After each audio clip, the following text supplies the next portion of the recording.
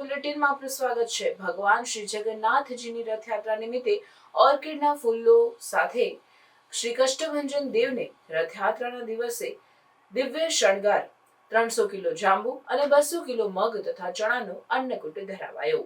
શ્રી સ્વામિનારાયણ મંદિર વડતાલ સંચાલિત સુપ્રસિદ્ધ યાત્રાધામ સાળંગપુર ધામ કષ્ટભંજન દેવ હનુમાનજી મંદિર ખાતે શાસ્ત્રી સ્વામી હરિપ્રકાશ દાસજીની પ્રેરણાથી તેમજ કોઠારી વિવેક સાગર દાસજી સ્વામીના માર્ગદર્શનથી અષાઢી બીજ નિમિત્તે તારીખ 27/6/2025 શુક્રવારના રોજ કષ્ટભંજન દેવને દિવ્ય વાઘાનો શણગાર કરી ભગવાન શ્રી જગન્નાથજીની રથયાત્રા નિમિત્તે શ્રી કષ્ટભંજન દેવને રથયાત્રાના દિવ્ય શણગાર કરવામાં આવેલ।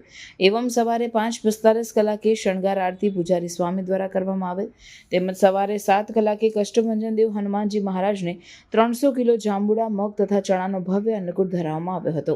હજારો ભક્તોએ આનેરા દર્શનનો પ્રત્યક્ષ લાભ લઈ ધન્યતાનો અનુભવ કરેલ।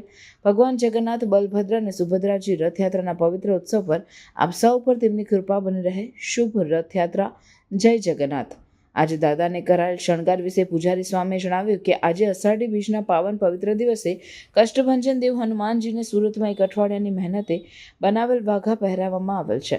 હનુમાનજીના સિંહાસને વડોદરાથી મંગાવેલા ઓર્કિડના ફૂલનો શણગાર કરવામાં આવ્યો છે, તો દાદાને આજે 300 કિલો જાંબુ અને 200 કિલો મગ તથા ચણાનો અન્નકૂટ ધરાવવામાં આવ્યો છે। આ અન્નકૂટ ભક્તોને પ્રસાદ તરીકે વિતરણ કરવામાં આવશે।